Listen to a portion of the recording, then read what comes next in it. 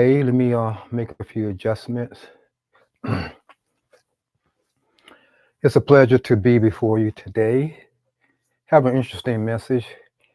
I was going to give this lady in my maybe 50 asked me to give a message on a phenomenal woman, and I was going to do that, but I didn't do my notes on it.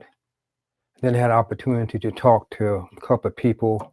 One young lady was working one of those stands in the store where they was advertising the product, and you can sample it and you can buy it. Then I was in the mall talking to another business person had set up a booth in the mall and she was selling her products and we got to talking. I told her I like to write and I showed her pictures of copying my book over the telephone and she asked me, said, what does this mean? And it was the title of the book. It said, you always have snakes. Let me see if I can get you to see it in front of the camera. You always have snakes in your head. Is this those evil thoughts?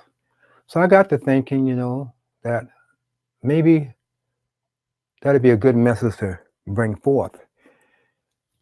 Because a lot of us, even myself, when I bring forth any message, I always like to use myself because you don't want to talk about people because they get upset thinking you're talking about them. So my message will come from this book I wrote. It's the first one I think I wrote, no, the second one, I believe. The other one is a compilation of parables. He still speaks now. Listen, a compilation of parables, different subject matter in a particular book.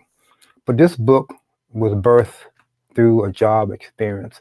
And I always have this gift that I can look at anything and write something from which I see and even hear. And it's a God given gift. The reason I say that, because when I was growing up, I used to study a lot. I used to write down my words, wanted to be a songwriter, had the ability to listen to other people's music, write my own variation of words to it. And then as I grew older, I decided I saw my true style of writing. So when I go back and look at things I have wrote, I say, Anthony, you didn't write that. Wow, did you really write that? Because it makes my eyes go, wow, surprised me of me. So this book came to me, I was on a particular job. It's titled You Always Have Snakes in Your Head. I was working for the phone company out of state, and I lived in Florida, and I was going to do a job, and I'm going to shorten it. And I went to one of these telephone things in the neighbor community. I lifted up the lid and was startled because I saw a black snake on top of it, and me scared of snakes. You know, I said, what I'm going to do? So I took a picture of it. I thought about not doing the job, and I remember I had a machete. And when I went to go get the machete out of my truck, the snake went down to the base of the cabinet. And I said, oh, wow, should I just leave this snake? And then I thought about if I leave this snake in the box, then somebody will come behind me, maybe bitten by the snake, and I will hear about it, and I'll feel guilty that I didn't kill the snake myself. So I took the machete and kept poking around inside the telephone cabinet, and I knew if I go for the head, it would be dead, so I managed to jab into the head, lift the snake out, lay it on a piece of napkin that I had in my truck, took a picture of it, and went on ahead and completed my task for that particular customer. So I thought about it. I said, maybe this snake was telling me, giving me a message. Maybe it was sharing something with me that relate to you and I. So I thought about it and I wrote this particular book. And I can tell you the title. I'm going to go a little excerpt that I extrapolate from the title, You Always Have Snakes in Your Head. The contents is cut off its head. You always have snakes in your head. Snake slayer, listen for the snakes in your head. A snake has bitten me. And then I had snake encounter. And do you want the anti-venom? And all these events, all of these that I just shared with you actually happened. I was not bitten by a snake. I did have 3 snakes encounter. Do you want the anti-venom? And listen for the snakes in your head. So I'll give you a little snippet. Cut off the head of the snake. And what is the snake that I'm talking about? It's a thought that we think. A lot of people are not aware that the thoughts that you think define you. Your body, your money, your appearance, material things, and physical things does not define who you are. Your thoughts define who you are. Your thoughts define where you're living. Negative thoughts produce negative things and negative behavior and negative circumstances. Likewise, positive thought do the opposite. It's not about affirmation of speaking positive words because your conscious mind, subconscious mind won't allow you to accept because our conscious mind go by feelings and emotions. So we must change the way we think. So our behavior, anybody that you know of, even yourself, your behavior, the things that you say, the things that you do define who you are. The thought that you think defines who you are, not someone else. You define who you are by the thought that you think. Everywhere I go, I cannot find a job. You are defining that you will not find a job. You should be saying, everywhere I go, I would like to be hired, but I know there's a job out there for me. I'm not going to be driven by what I see and what I think. And you must refuse to accept other people's thoughts. Oh, yeah, I agree with you, girlfriend or boyfriend, that, yeah, it's the white man, it's people against you. You have too much college, you don't know enough, you don't have job experience, yada, yada kind of stuff. You can allow yourself to accept those thoughts, then you're going to start behaving according to those thoughts. So you define who you are at any given moment. You define what you're going to be with any given of 24 hours within a day. No one can make you do or say anything. You have to decide that you're going to do it, you're going to say it. Not me, not them. We must get past the mindset that other people are making us do things. Your situation right now define who you are. If you know someone is homeless, in drugs, or illicit sexuality, fornication, adultery, homosexualism, whatever you can think of, their thoughts, their body is defining what they have allowed to manifest in their thoughts. Everything comes from a thought. Your house, your car, your jewelry, your money, anything that you can think of physical came forth from a thought. How is that? Someone had an ideal that they want to be rich or bring forth a product. That product does not exist. It exists in their mind. So it's a form of a thought. It's invisible. They find those material things and make it become physical. If we had the ability to turn the clock back, everything in our household, in our possession, will cease to exist. But it does exist because it came forth from a thought and it come into the natural world. So our thoughts define who we are. If you are living or experiencing circumstances, bad marriage, bad relationship, or whatever you can consider bad, according to your definition of bad, it comes from a thought. A farmer knows that when he decides to plant a garden, he must work, he must toil, he must move the rocks, he must move everything out of the way until the soil plant what he wants to be planted in his garden.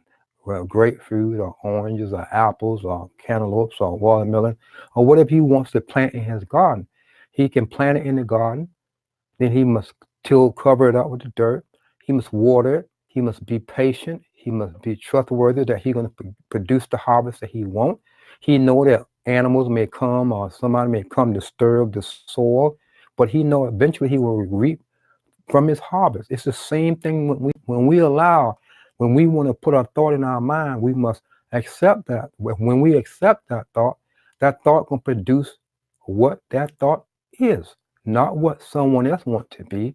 And if we're not mindful to guard our garden of a mind, then we allow other people to plant into our own garden. Yeah, I think you should do that. You say, that is good. What about that? Well, I think I'll take that away. So we sharpen up our garden, this and that, because of what other people think, not holding fast to what we want to produce in the garden of our minds. So sometimes it's best to not even let people know what we're going to do, because they may be jealous that they don't have the skills, they may don't want you to succeed, and they may not be supportive. So sometimes it's best not to share your goals, your dreams, your vision with anyone. Only trustworthy people that think like you. In order to produce the contents that you want, you must surround yourself with other like-minded people. And in doing so, they will encourage you when they see you are down. They will do their best to uplift you. They will discuss, the pros and the cons, what you need to do better and how you can work on that. So our thoughts define who we are. If your life is not going in the direction it's going, begin to do a self-assessment, a self-evaluation on what is the problem, what causing you this problem. Is it because you listen to other people and you're being uprooted, you're being seduced, you're being enticed away from your dreams? We can get into relationships and cause us to be pulled away from our dreams and our goal because we love the person, we care about the person. This person care about me. They're good and bad. They kiss good. Our sexual relationship is good, or whatever you want to think as in good. But those things can destroy the birth of our thoughts and kill our thoughts and cause us to accept thoughts that we never intended to accept. So we must begin to know that our thoughts are us. You never amount to nothing. You're just like your dad. You're just like your mom. You never go any place. Those are self-defeating thoughts that people, our children, or we speak on our own self. And then when we believe that, then we're going to perform. We're going to consciously or unconsciously, uh, I don't need to do that because, so-and-so said I would never amount to anything. Oh, I don't need to do that because I'm not going to get the pleasure or the goal or the compliment that I want. Oh, I don't need to bother with this because I heard other people have tried this and that and didn't work for them. Oh, what I think I need to do, I don't know. Yada, yada, all this kind of stuff puts us in a realm of not doing anything. So we must resist those thoughts that cause us to be derailed from our true purpose in life. We all have a purpose in life.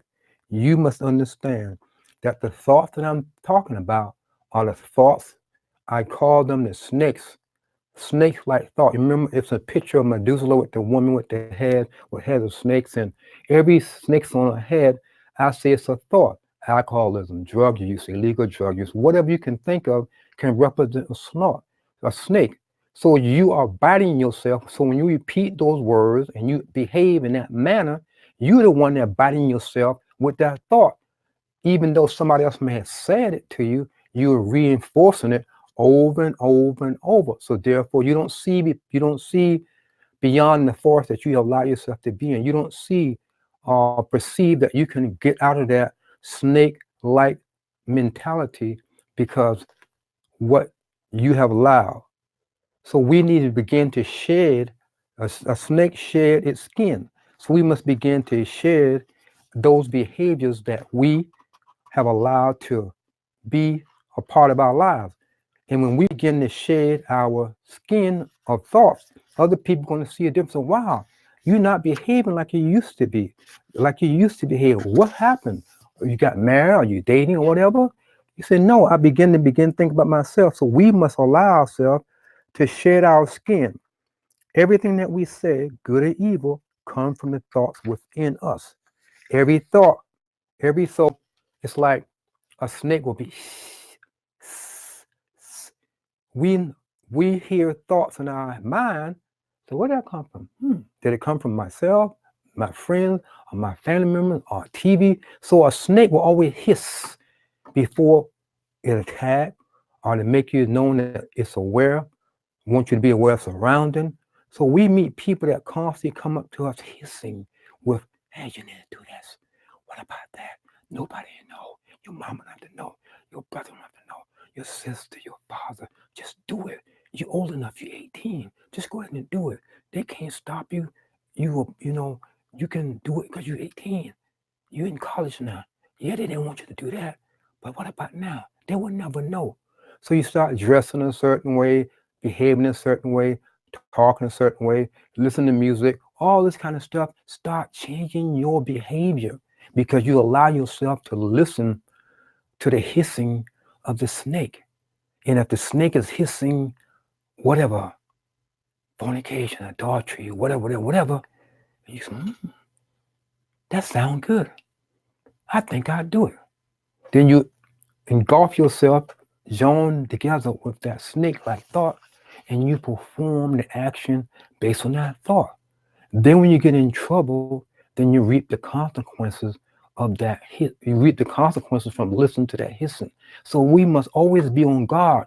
Like I had a machete in my truck. We must always be on guard, like having truth in our lives, that when we see something coming toward us, we can chop the head off of that snake. We should not commingle with other people's thoughts. And I'm quite sure in the snake world, snakes know to stay away from other snakes because they can be killed and be swallowed whole. A python can swallow an animal, even a body whole head first. It's funny. A woman give birth head first. A snake follow you head first. So in our own life, are we giving birth to thoughts, baby thoughts of we don't want that thought to be birthed? Are we giving birth to twins and triplets and quadruplets of thoughts that we have to entertain? We try to entertain alcohol, homosexuality, lesbianism, drunkenness, drug dealing, whatever we can think of. Those things are thoughts. It's not about you made me do this or I was born this way, that way. It's the thought that we allow ourselves through curses on the family line, on through whatever. We can be delivered from any thought if we allow our mindset to be changed with the machete of truth. We must begin to, it's hard to cut yourself. If you're in the right mind, you won't cut yourself. When people have mental issues, they do cut their wrists or commit suicide or going to just cutting themselves because that's how they deal with whatever. But we must begin to understand that we can be set free from those self-imposed thoughts that's constantly biting us in our head. We must not commingle with other people's thoughts. If we hang out with a group of males or females and you allow yourself to be seduced by their behavior, you eventually succumb that. Either you want to change them toward the good thought that you have been raised up on, or they're going to pull you into their world, a snake den of thoughts. So you got a snake den of truth, a snake den of lies. Either one you're gonna pull you here or pull you there. There's no in between of standing on the fence or in between two snake piles. Because eventually you're gonna be bitten by the truth or be bitten by the lie. And when you receive when you see the venom of the snake, it's gonna go slowly through your veins. It's gonna cause slow death or instant death. The thoughts that we think define who we are.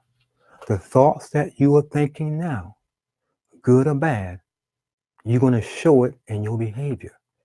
You normally don't have to ask people a lot of things about themselves. They will reveal it in what they say and how they behave. And that's going to be a dead giveaway. When you see men walking with their pants below their waist and you ask them why you're doing it, they say, I'm representing. Representing what?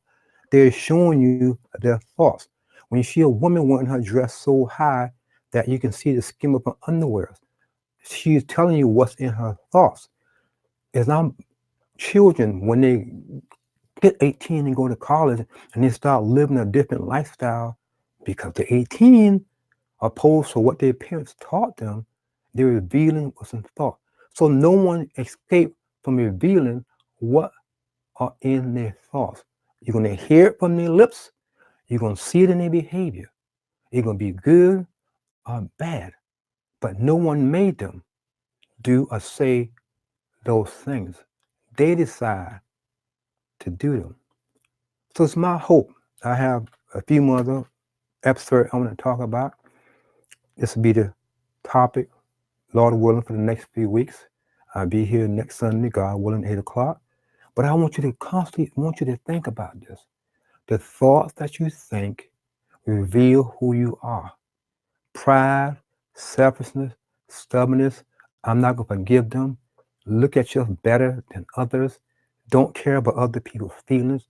Don't even consider that how you can help them. You don't have to be financially. Don't you want all the glory, you want all the fame, you in your own self cocoon world that you don't need no one or think you need anyone or you got yours and they can get those or this person's not for me and that person. All the thought that we think. We are sitting in our household of a mind, selectively choosing, we choose thoughts based on our behavior.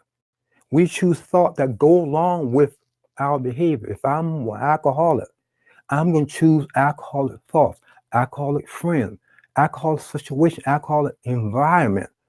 And I'm going to keep consuming the alcohol till it starts showing in my body, in my mind, in the way I dress, and how I take care or don't take care of myself.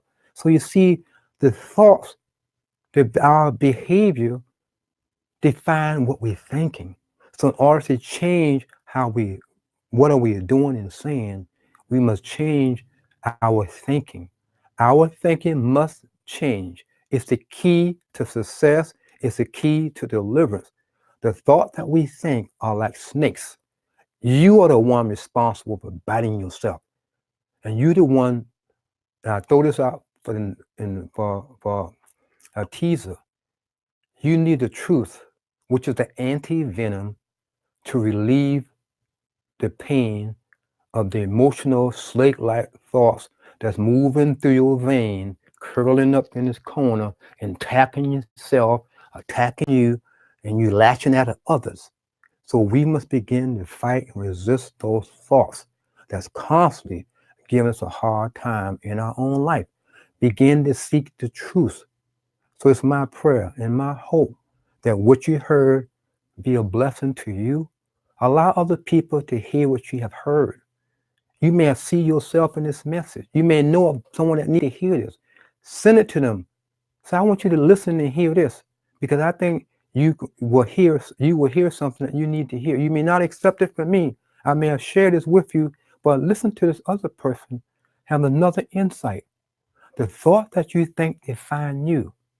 And I ask you, when you look in the right-hand corner, you see a thing that says subscribe.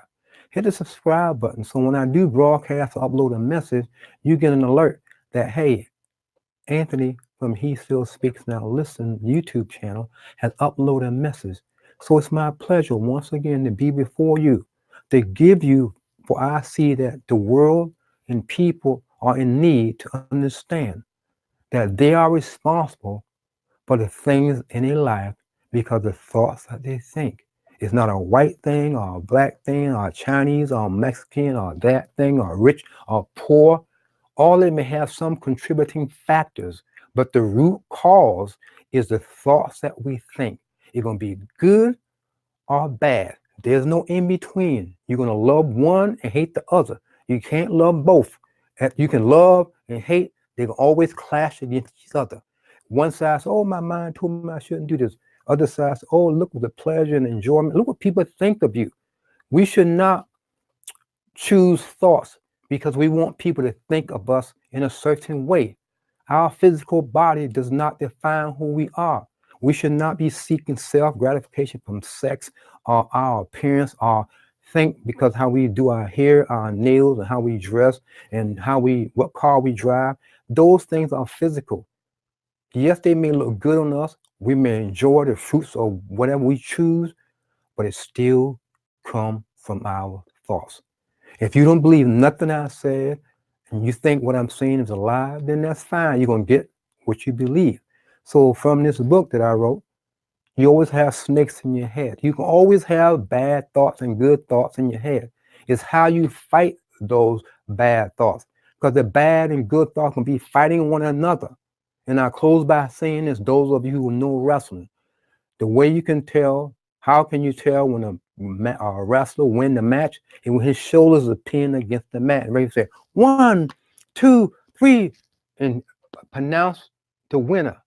So in our life, when you have overcome a certain thought that you feel you could not get rid of, and once you be overcome, you have pinned that thought down with the truth.